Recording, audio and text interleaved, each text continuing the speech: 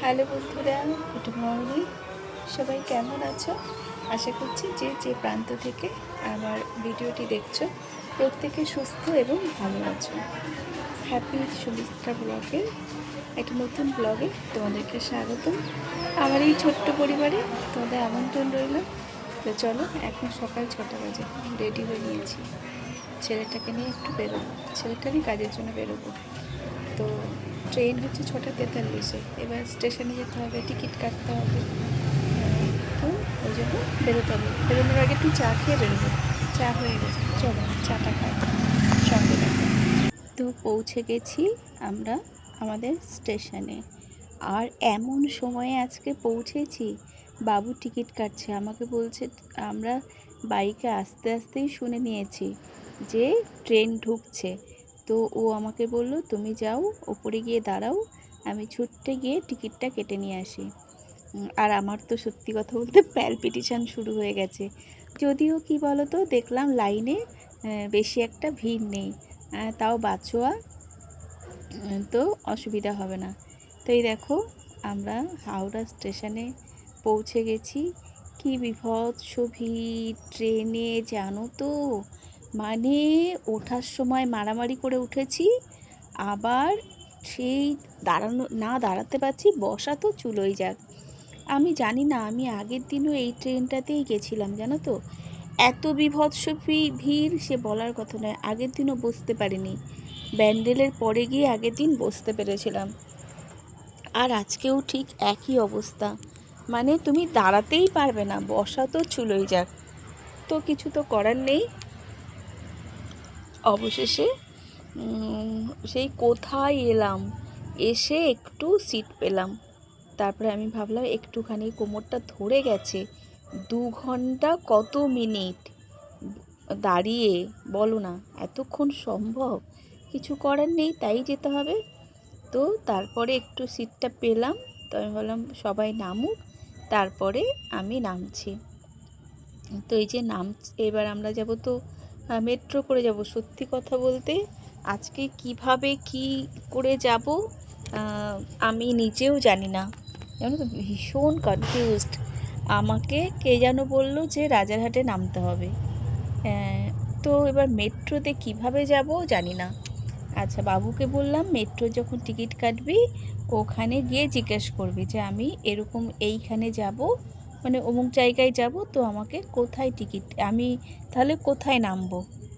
বাবু বলছে তোমাকে অত কিছু বলবে না, ওরা জাস্ট একটুখানি ইয়ে করবে, দিয়ে টিকিট দিয়ে দেবে। আচ্ছা, আমি বললাম তাই তো কর, তুই তো অন্তত গিয়ে টিকিটটা তো কাটার ওখানে তো জিজ্ঞেস তো কর, তারপরে যা হবে হবে। তো যথারীতি আমরা এখন ওই মেট্রো স্টেশনের ওখানেই যাচ্ছি।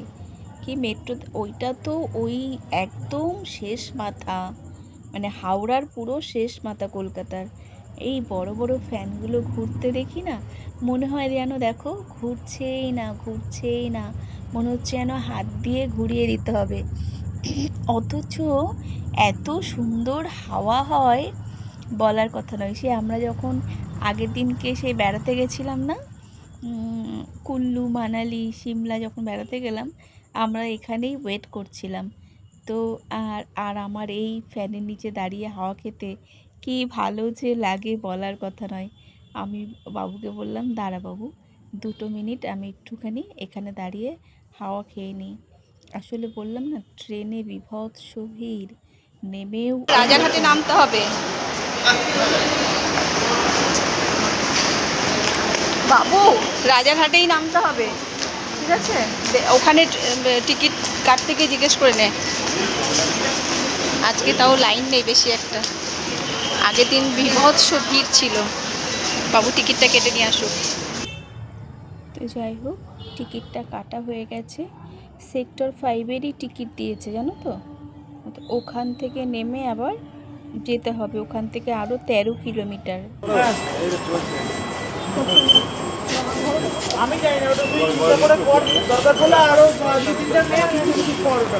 তো কিভাবে যাব, কি ভালো মন্দ আমাদের পুরোটাই জানার বাইরে, মানে যাকে জিজ্ঞেস করছি ঠিকঠাক বলতে পারছে না।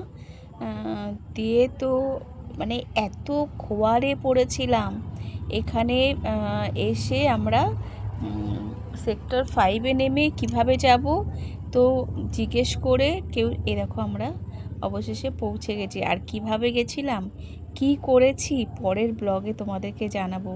মানে কি একটা দিন কাটালাম বলার কথা নয়। এত হেট্রিকপূর্ণ একটা দিন, এত মানে আবারও যেতে হবে। সামনের সপ্তাহেই আমাদেরকে আবার যেতে হবে। যাই হোক, এই যে গন্তব্য যেখানে পৌঁছানোর, এই যে ক্যাবে করে এসে এখানে নামিয়ে দিল।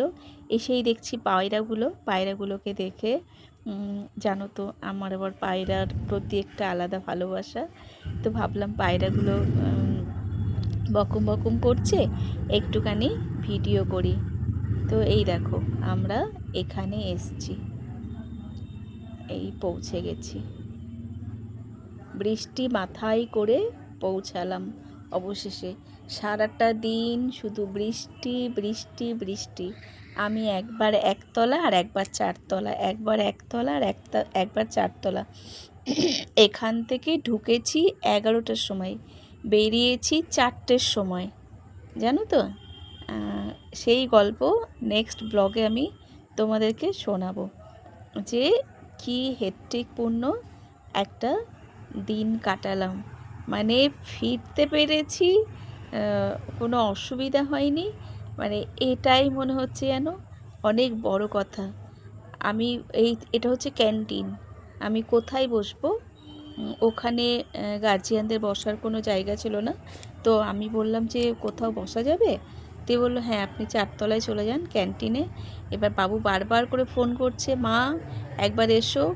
একবার নিচে যাচ্ছি আর একবার এই যে ক্যান্টিনে আসছি, এই ওপরে 4তলায়। এটা 4তলায়। কলকাতা গেছিলাম, তো টুকটাক 2-4টে জিনিস এনেছি, অল্প কিছু এনেছি। এই দেখো সামনেই বিপত্তারিণী পুজো, হ্যাঁ বিপত্তারিণী পুজো আসছে। তো ওই যে সুতো বাঁধতে হয় না, তো আমি এই সুতোটা ওই জন্য এনে রাখি। দেখো এই সুতো এনেছি।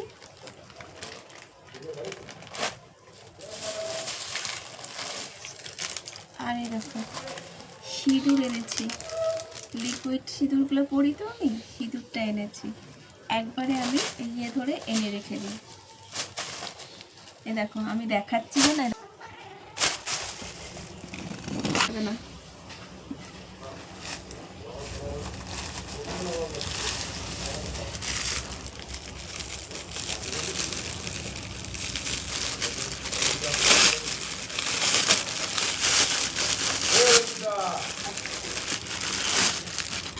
তিনটে চামড়ার বেল্ট এনেছি।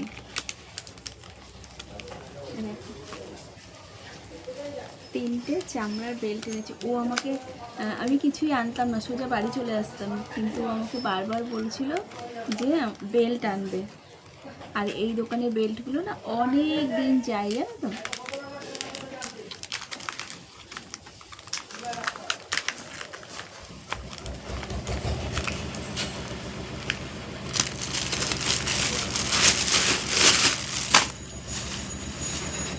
আর জানো তো আমি তো সারাক্ষণ টিপ পড়ি, তাই টিপের পাতা এনেছি।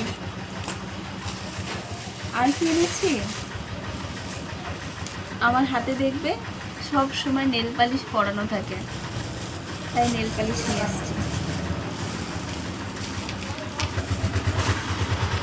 দেখো এই একটা কালার, এই একটা কালার আর এই একটা কালার,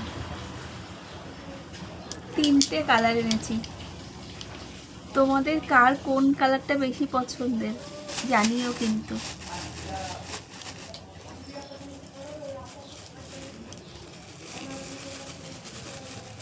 আর ট্রেন থেকে